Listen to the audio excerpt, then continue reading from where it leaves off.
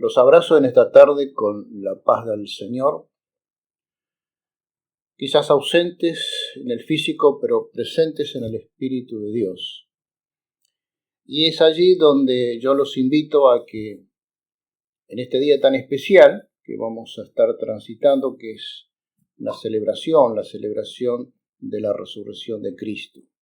Yo te pido que te prepares para poder participar juntos la Santa Cena. Empieces a preparar en tu casa lo que sería la copita con el vino, prepares el pan y lo tengas a mano para que después de la predicación podamos juntos participar la Santa Cena, yo desde aquí y ustedes desde su casa. Así que prepárate, te invito a que te prepares con los símbolos del Señor para poder participar juntos después de la reflexión. Ahora sí, nos vamos a disponer a comenzar este culto a través de este medio.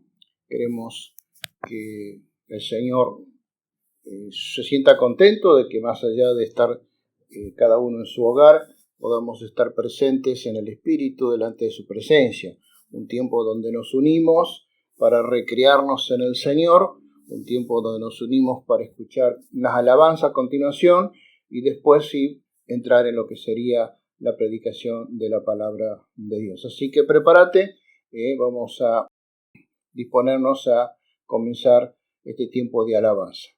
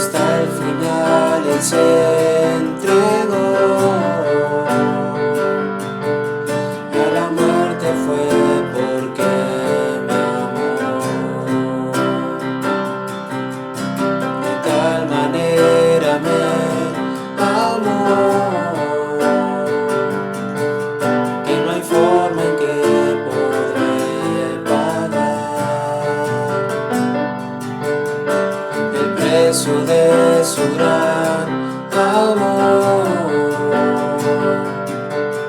pero toda mi alma quiero dar por su amor. Yo viviré de su amor, yo cantaré con mi Jesús.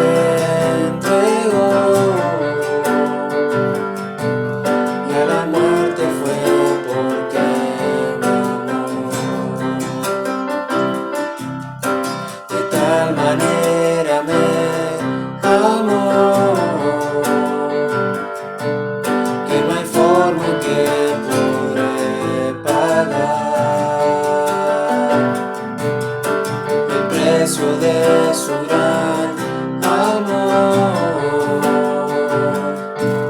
pero toda mi alma quiero dar por su amor.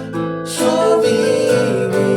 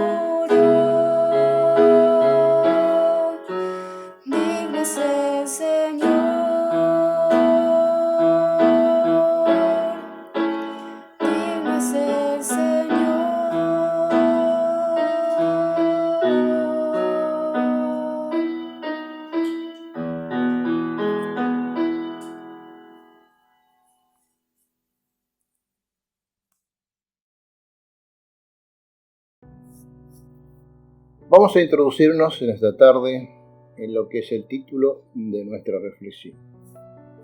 El título de nuestra reflexión tiene que ver qué es la Semana Santa. ¿Qué es la Semana Santa?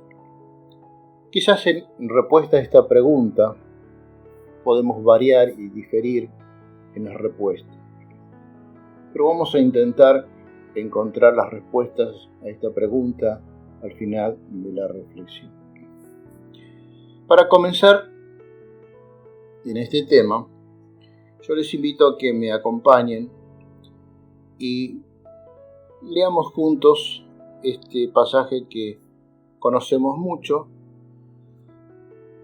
un pasaje que lo hemos leído, pero que tiene la importancia en lo que quiero transmitirles a ustedes hoy.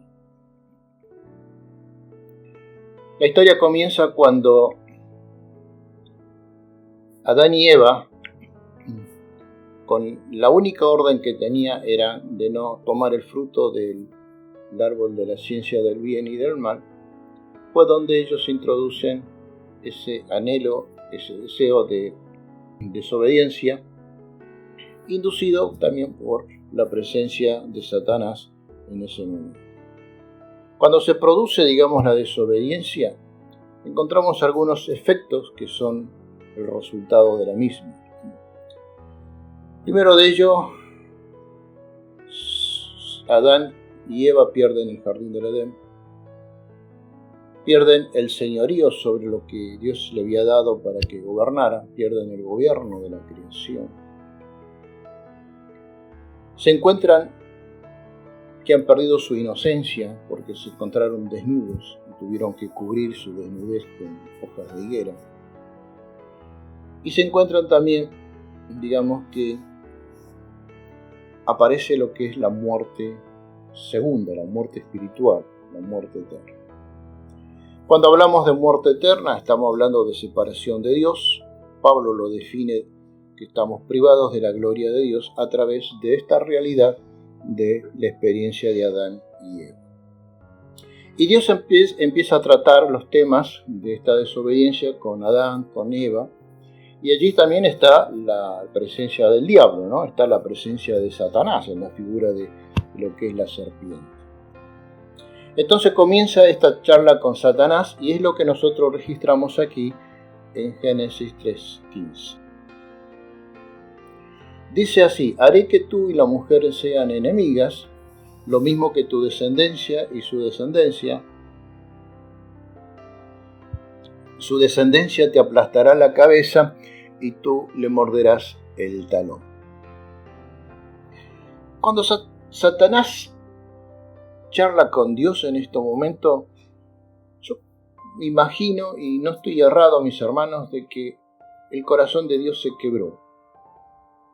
El corazón de Dios se dolió, porque todos los anhelos y los deseos que tenía Dios para su creación, se vieron vulnerados, destrozados, arruinados por la desobediencia y por la rebelión. Y más que el dolor profundo en el corazón de Dios es la duda, porque Adán y Eva le creyeron más al diablo que a él.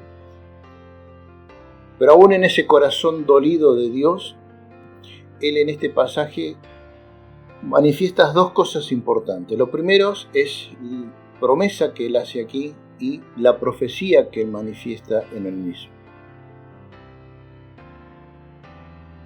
La promesa es que iba a surgir una enemistad entre la generación de la serpiente y la generación de Eva. Vale decir que ambas situaciones, el bien y el mal, iban a ser generacionalmente en los tiempos de la humanidad.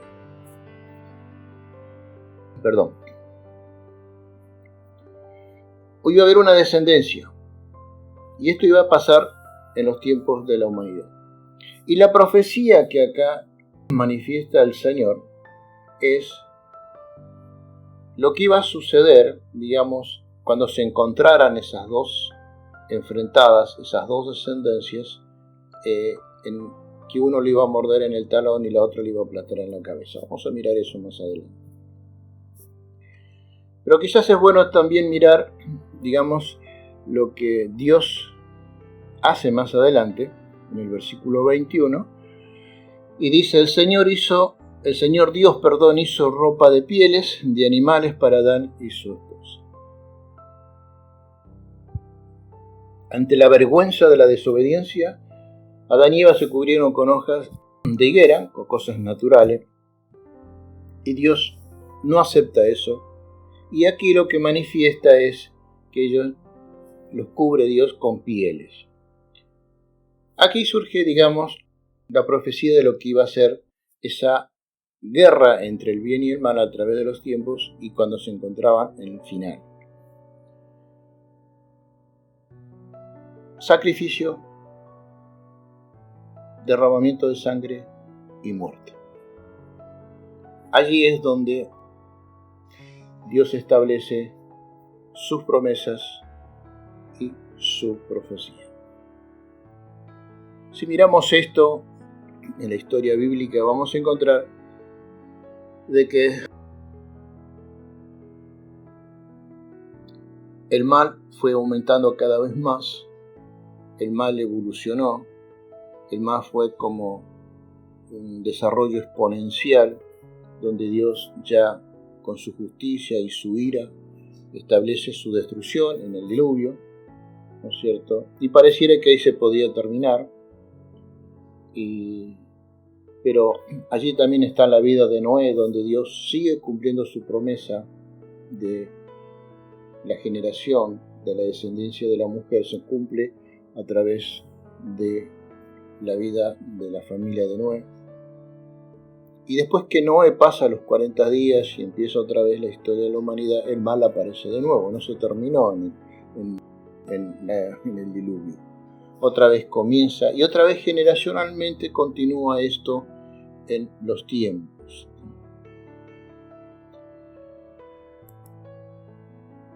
Pasaron muchos años y encontramos, yo te estoy contando etapas, ¿no? Te conté la etapa de cómo comenzó la situación en el Edén, te estoy comentando la etapa, cómo surgió una etapa en la vida de Noé, y ahora esto continúa, ¿no es cierto?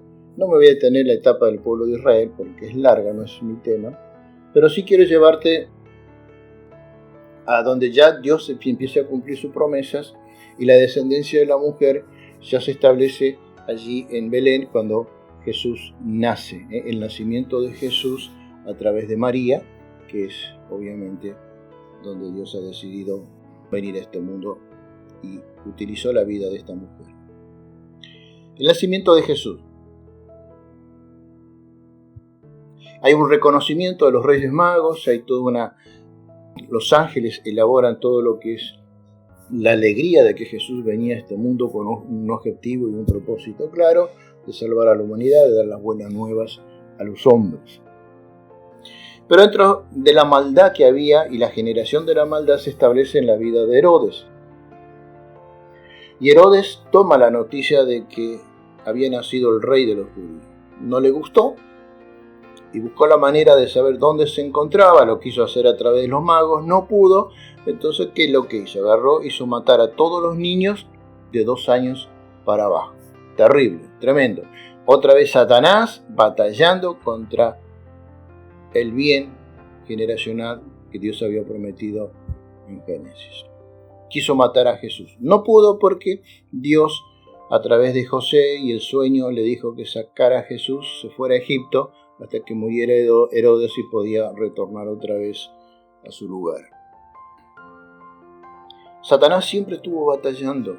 Satanás es un ser que siempre estuvo en contra de Dios, en contra de los propósitos de Dios. Miren la historia de Israel y van a encontrar todos la ida y vuelta de lo que surge entre la descendencia de Satanás, el poder de Satanás. Es tremendo. Mirá la historia después de Salomón y va a encontrar que la división que se produce en el pueblo de Israel, 10 tribus por un lado, 2 por el otro, y encontramos que en la parte de Samaria hubieron más de 20 reyes que nunca hicieron lo bueno delante de Dios. Es terrible cómo Satanás ha manejado esta maldad aún en el pueblo de Dios. Perdón.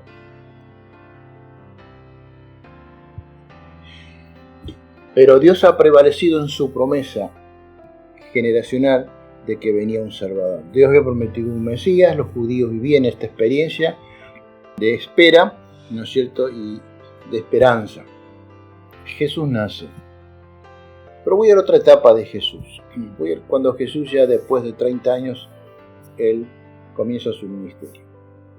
Y allí otra vez se enfrenta con Satanás. Jesús sale de las aguas del bautismo, sale con la aprobación de Dios Padre, este es mi Hijo en quien tengo complacencia. Baja el Espíritu Santo sobre la vida de Jesús para trabajar y fortalecerlos en este ministerio. Pero allí también Jesús entra en un proceso de ayuno y oración y Satanás otra vez vuelve al ataque. Y ataca 3 áreas de Jesús importantes. Los detalles ustedes lo saben, Jesús tenía hambre, ataca la necesidad física, ataca todo lo que es necesario, ¿no es cierto?, en el alimento, en el caso de Jesús. Jesús podía convertir las piedras en pan, claro que sí, era el Hijo de Dios, el Creador, todo fue creado por Cristo y para Cristo, dice la Biblia. Entonces podía hacerlo, pero si eso lo hacía él, rompía los planes de Dios.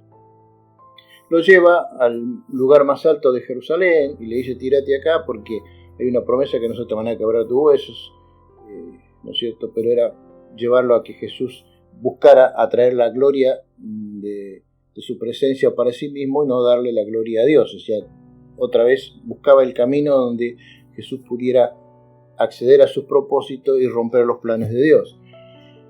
Y otra vez lo lleva al monte alto y le dice, mira, esto todo es mío, y es lo que le robó a Adán allá en el jardín del Edén por su desobediencia, y se lo ofrece a Jesús y Jesús se postraba y lo podía adorar.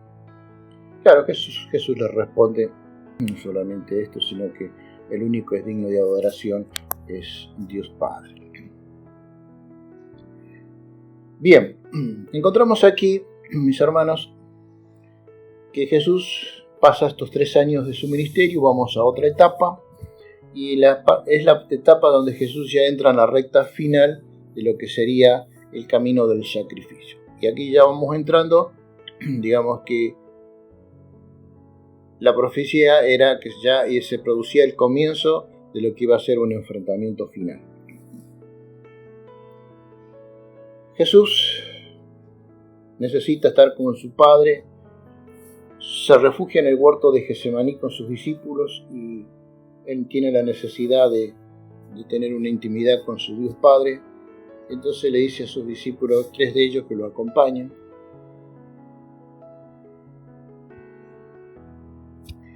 ya lo acompaña, Jesús toma una distancia mayor y se pone a orar con su Padre.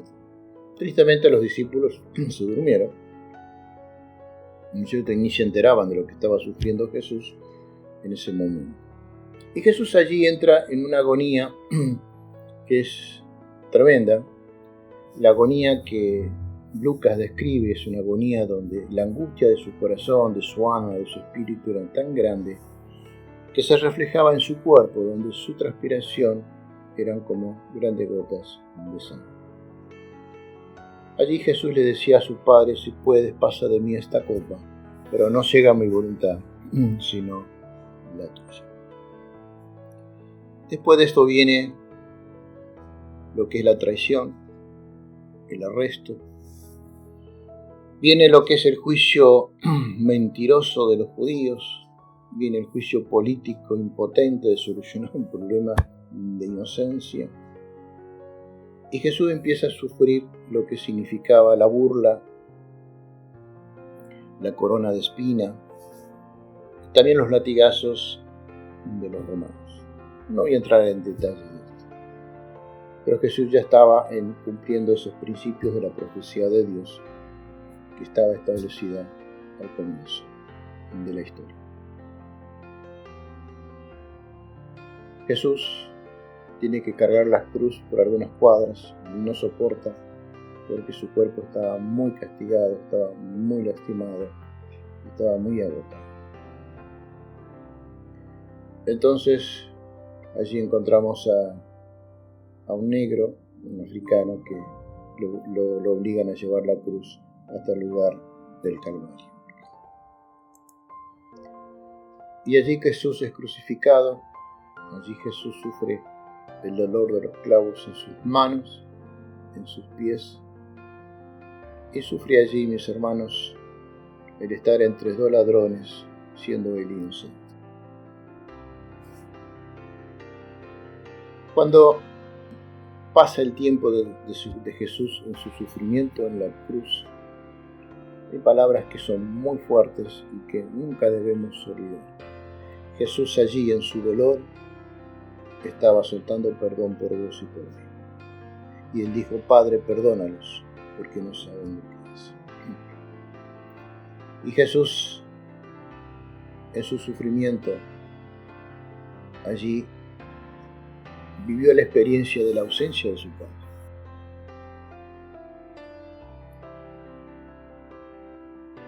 Dice que tengo que hacerlo así, ¿no? Perdón. Bueno, la falta de costumbre.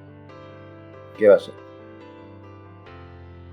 Decíamos, ¿no es cierto?, que Jesús lo que sufre también es la ausencia de su Padre.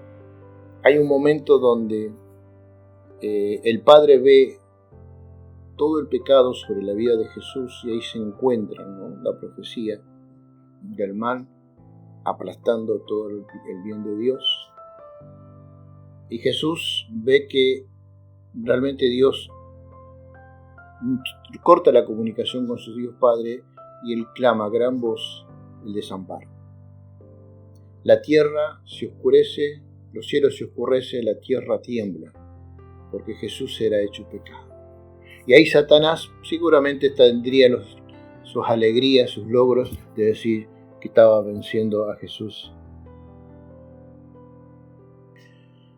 Bien, pero yo quiero decirte, mis hermanos, ahora que cuando Jesús estaba en esta experiencia, Dios estaba presente. Y la presencia de Dios se hizo en 4 atributos divinos.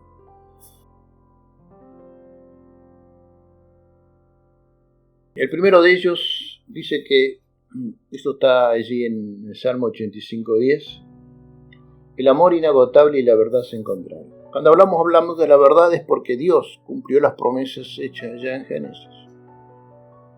Dios no miente, Dios no tiene cambio, ni tiene ni sombra de variación. Dios es el mismo hoy, ayer y por los siglos. Este Dios está cumpliendo las promesas de las 2 descendencias, donde acá se encuentran la descendencia del bien y la descendencia del mal. Pero acá lo que se manifiesta es que ese amor de Dios quebrado y dolido al comienzo de la historia de la humanidad está puesto porque Jesús es el único que puede tener victoria sobre el pecado y sobre la muerte, porque Él es inocente. Él podía cargar sobre sus hombros toda la rebelión y la ira de Dios La ira de Dios cayó sobre Jesús porque se separó en ese momento de comunión. Pero si hay algo que se manifiesta acá es el atributo divino de Dios de su amor inagotable. Ese amor que se dolió al comienzo, ese amor que estaba mirando la vida de sus hijos y en ese momento Dios en un amor tremendo que no lo podemos manejar, no lo podemos entender, pero sí lo vivimos. Ese amor que no perdonó la vida de su hijo para poderte perdonar a vos y a mí. Gloria a Dios por esto. Y esto es lo que nosotros celebramos hoy. Y vamos a verlo más adelante. Estamos celebrando que ese amor inagotable de Dios es real. Los tiempos de lo que se pronunció en Génesis se han cumplido en los tiempos previstos por Dios. Pero allí también está la verdad, el cumplimiento de todo lo que Él había prometido. Y entramos en el proceso de la profecía. La profecía dice, la justicia y la paz se besaron. La justicia de Dios cayó sobre la vida de Jesús. Él tuvo que sufrir, tuvo que ser colgado en una cruz, tuvo que vivir el sacrificio, tuvo que vivir el derramamiento de su sangre, tuvo que vivir la muerte. Pero lo hizo porque la justicia de Dios exigía que este era el pago del pecado. Mi hermano, si Cristo no hubiera cumplido esto, vos y yo hoy en día estaríamos fuera de las glorias de Dios. Hoy en día seríamos cautivos del diablo y viviendo la opresión que Él ofrece a las personas que están sin Cristo. Pensemos en esto. ¿Qué es Semana Santa para nosotros? La gente que no conoce a Cristo tiene otro criterio de lo que es Semana Santa. Pero lo que conocemos a nosotros, vemos aquí, mis hermanos, que la justicia de Dios, como destruyó Sodoma y Gomorra, como destruyó al pueblo de Judá en la época de Babilonia, cuando destruyó la tierra de los israelitas, Samaria, con los asirios. Dios es justicia, Dios no es un juego. Dios es real, es amor, pero es justicia. Y la justicia de Dios es lo que llevó a que Satanás lo tuviera a Jesús en la cruz, con dolor, con agonía, con derramamiento de sangre. Pero antes de que Jesús entregara su espíritu, Él pronuncia una frase que es importante. Y Él dice, consumado es. Esto significa, esto se terminó. Jesús cumplió la promesa de que la generación, la descendencia de la mujer iba a vencer a la generación del diablo. Hasta aquí Satanás le estaba mordiendo los talones a Jesús. Jesús termina esta tarea ahí en la cruz. Jesús termina esta tarea en la cruz, y Jesús va a la tumba. Ustedes conocen la historia, José de Arimatea pide el cuerpo de Jesús y lo pone en su tumba. Pero lo que vemos acá, mis hermanos, es que al tercer día, un domingo como hoy que estamos celebrando, Jesús resucitó. Y esta es la victoria. Y esta es la victoria donde se cumple la profecía de que Jesús aplastó al diablo y lo destruyó en la cabeza. Jesús destruyó el poder del diablo sobre la muerte. Jesús destruyó el poder del diablo sobre el pecado. Y las personas tienen una nueva esperanza en Cristo. Esto es lo que estamos celebrando en este día. Jesús dijo, yo soy el camino, la verdad y la vida. Nadie viene al Padre sino por mí. Jesús es el camino, Jesús es la verdad y la vida. Nadie va al Padre por Él. ¿Por qué? Porque Él pagó el precio, destruyó a Satanás. Destruyó el poder del mal. Y ahí se cumple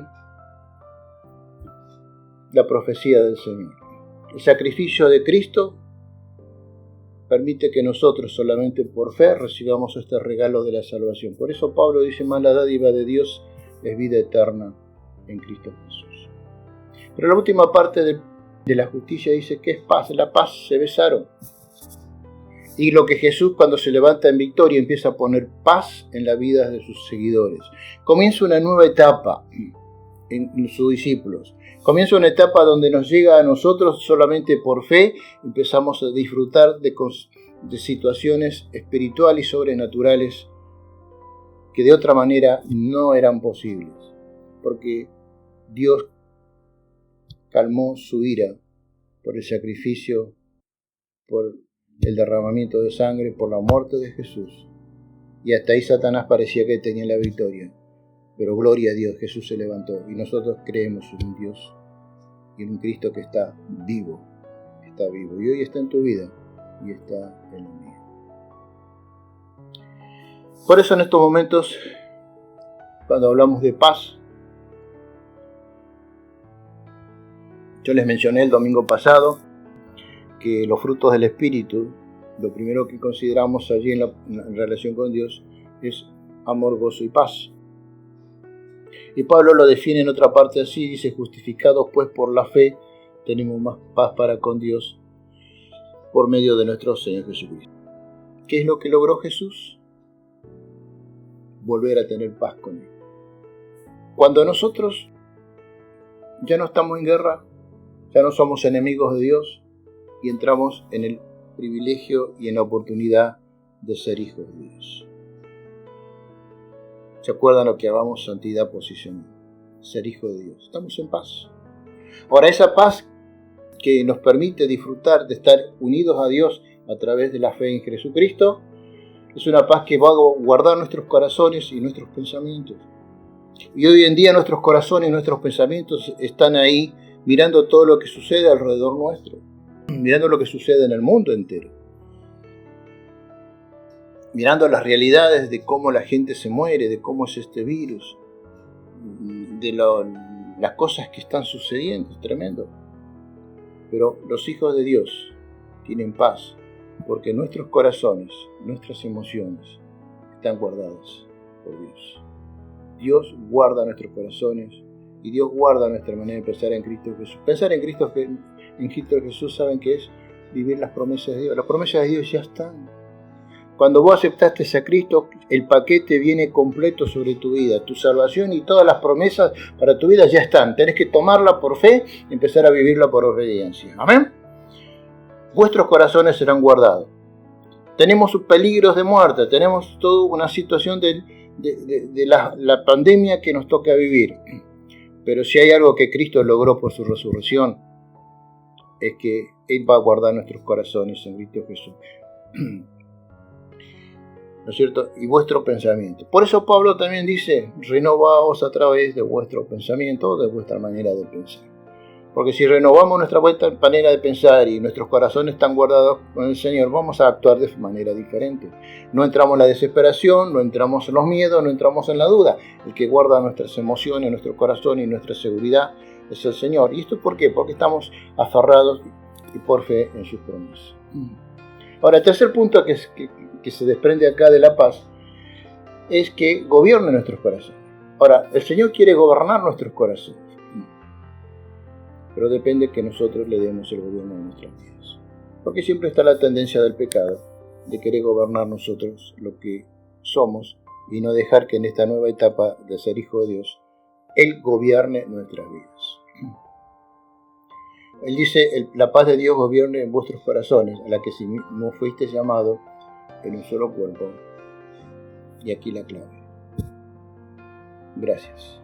¿Qué es la Semana Santa para vos? ¿Qué es la Semana Santa para mí? Paz con Dios,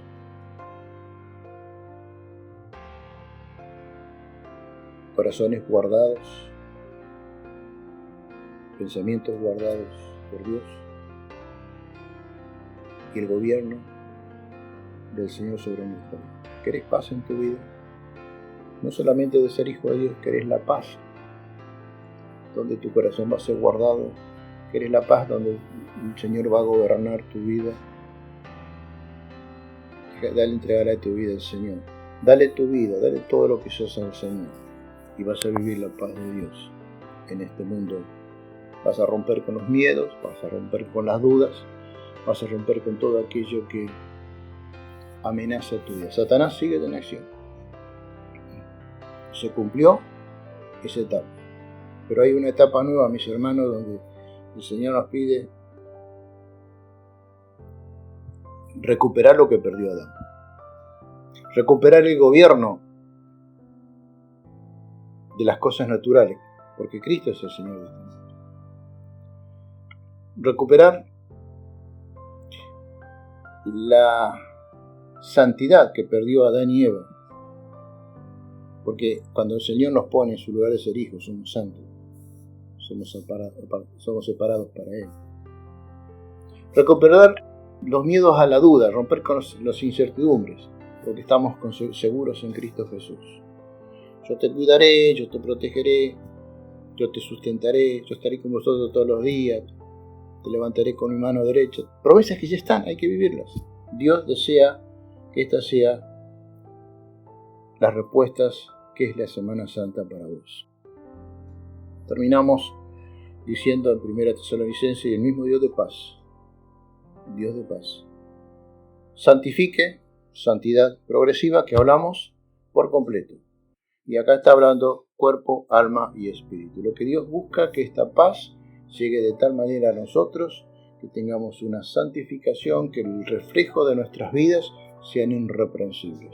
Que los frutos del espíritu sean reales en nuestras conductas, en nuestros pensamientos, en nuestros sentimientos y en nuestro accionar. ¿No es cierto? Y esto es algo que va a continuar, se los dije el domingo pasado. Esto se termina cuando el Señor Jesucristo venga a buscar a su iglesia o cuando la muerte nos lleve antes a la misma. Así que, ¿qué es la Semana Santa para vos? Paz con Dios. ¿Tenés paz con Dios? Dale gracias al Señor. Si tenés esa paz con Dios, ella va a guardar vuestros corazones y ella va a gobernar tu vida. Y cuando el Señor gobierna nuestra vida, Satanás se tiene que ir. Por eso, otra vez, someteos pues a Dios, resistid al diablo y él huirá de vosotros. Hoy tenemos victoria sobre Satanás. Satanás tiene la cabeza aplastada. Satanás perdió la batalla con Jesucristo. Se cumplió la profecía de Dios. Génesis 3:15, se cumplieron sus promesas. Pero empieza una nueva etapa en la humanidad, en vos y en yo. La etapa de decir Semana Santa para mí es que le demos a Dios gracias. Gracias. Dios quiere de vos que en esta Semana Santa le dé gracias al Señor. Dale gracias a Dios por tu vida. Dale gracias a Dios porque hoy tenés sustento. Dale gracias a Dios porque tu vida está escondida con Jesús en los lugares celestiales. Dale gracias a Dios porque en este mundo no estás solo. Dale gracias a Dios porque tu descendencia va a ser guardada por Dios. Dale gracias a Dios porque hoy estamos celebrando dentro de una pandemia la seguridad de que Jesucristo es mi Señor, es mi Rey y eres tú. Si lo tenés a Jesucristo en tu corazón, lo tenés todo. Dale gracias al Señor por esto. Vamos a orar. Señor, queremos darte gracias por estas verdades de tu amor inagotable, por estas verdades de que vos cumplís tus promesas. Date gracias, Señor, porque Cristo pagó el precio de nuestros pecados y hoy nosotros podemos llegar a ser hijos tuyos, a ser santos. Pero esta santidad, Señor, tú quieres que sea progresiva en nuestras vidas hasta el día en que tú vengas a gobernar. Esta santidad tiene que ser puesta de manifiesto en nuestro cuerpo, alma y espíritu, nuestras emociones, en nuestras acciones y nuestros pensamientos. Señor, que podamos vivir la paz de Dios. Te damos gracias y queremos que en esta tarde podamos solamente decirte gracias, Señor. Gracias. Gracias porque tu amor es inagotable, porque tu amor es eterno y tu promesa es que un día vamos a disfrutar de él y te vamos a ver cara a cara en la eternidad. Pero en estos tiempos ahora te damos gracias porque en esta tierra, mientras estamos acá, estamos seguros bajo la protección de tus promesas. Te bendecimos, Señor, en el nombre de Jesús. Amén.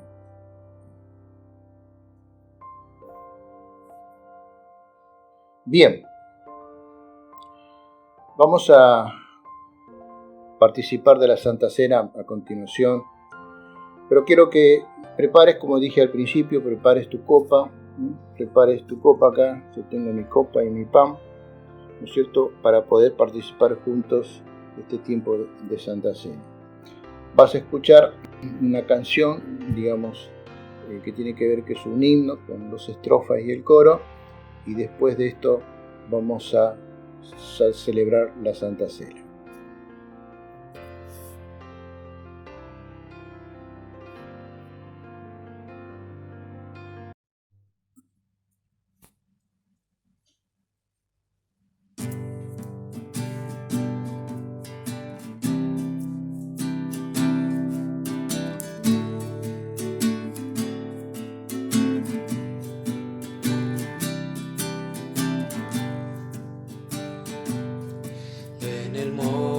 monte Calvario estaba una cruz, emblema de afrenta y dolor.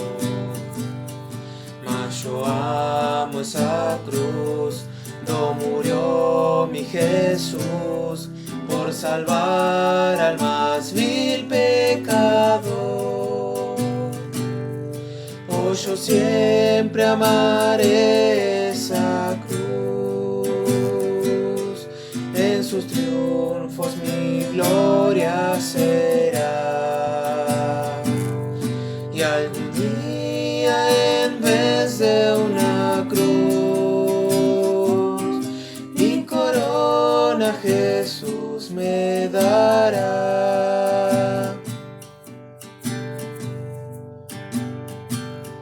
Y aunque el mundo desprecie la cruz de Jesús, para mí tiene suma atracción,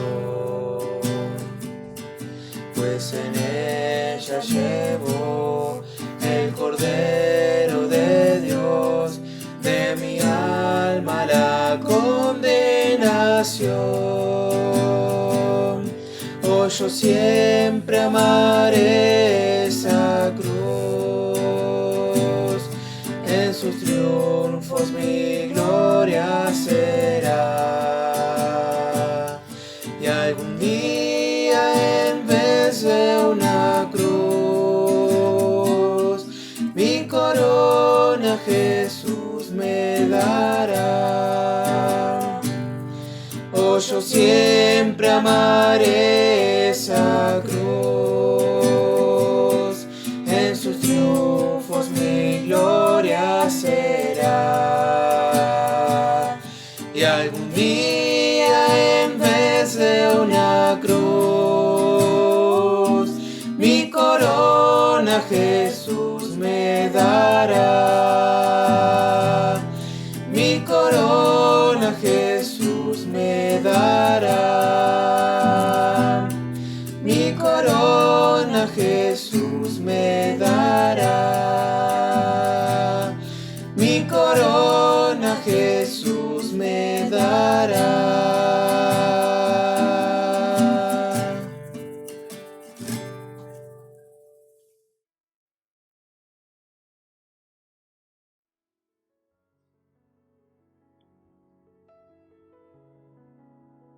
Bien, después de haber escuchado este himno, prepárate. Solamente Dios quiere que vos abras tu corazón y puedas decirle gracias. Gracias porque lo que vamos a recordar ahora es nada más y nada menos esa batalla final que prometió Dios al comienzo de la historia y que fue ganada por Cristo cuando destruyó a Satanás y su imperio. Así que pone tu pan en alto, todos los que están alrededor tuyo preparen su pan, ténganlo aquí en alto, ténganlo en alto, y vamos a participar juntos. Yo voy a orar por el pan. Señor, te doy gracias porque el sacrificio de Cristo allí en la cruz fue lo que realmente, Señor, pagó el precio de mis pecados. Te doy gracias porque Él estuvo dispuesto a sufrir por lo que yo tenía que sufrir. Yo bendigo este pan y lo bendigo para que al participar de Él hacemos memoria en tu nombre. En el nombre de Jesús comamos.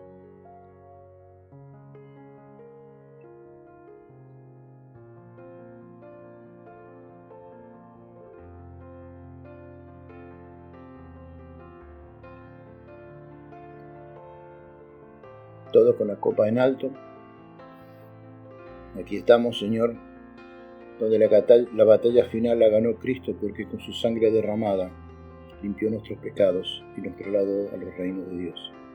Yo bendigo esta copa que nos permite, Señor, ser parte de tu reino, y que al participar de ellas hagamos memoria de ese Cristo que resucitó para darnos vida eterna. Bebamos.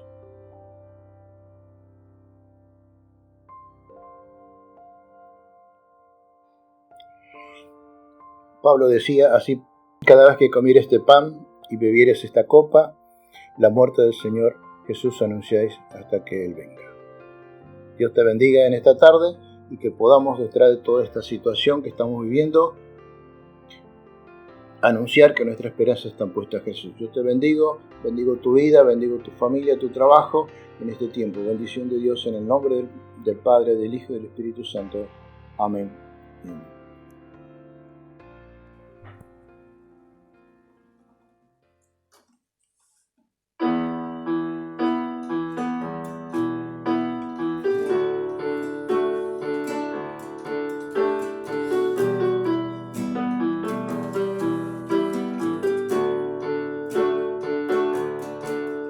Me has tomado en tus brazos y me has dado salvación.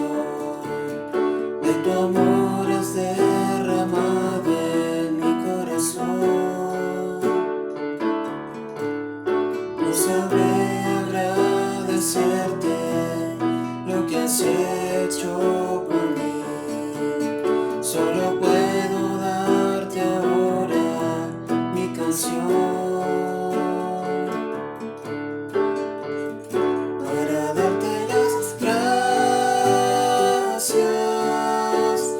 Gracias, Señor, gracias, mi Señor Jesús.